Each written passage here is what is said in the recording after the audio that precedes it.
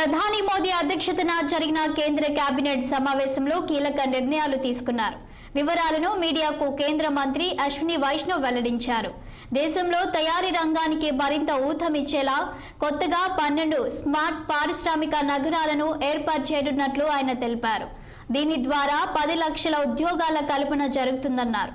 పోలవరం ప్రాజెక్టుకు 12,500 కోట్ల రూపాయల నిధులను కేటాయిస్తూ కేబినెట్ నిర్ణయం తీసుకుంది.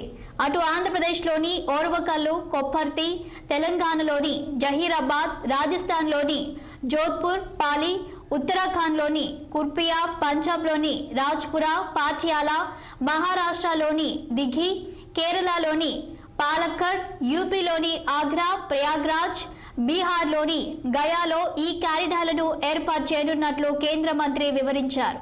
ఈ కారిడార్లు దాదాపు 1.52 లక్షల కోట్ల పెట్టుబడులను ఆకర్షిస్తాయని ఆశాభావం వ్యక్తం చేశారు అశ్విని వైష్ణవ్. కడప జిల్లా కొప్పర్తిలో పారిశ్రామిక హబ్ కింద 2,596 ఎకరాలు, కర్నూలు జిల్లా ఓర్వకల్లులో 2,621 ఎకరాల్లో పారిశ్రామిక కారిడార్ను ఏర్పాటు చేస్తామన్నారు.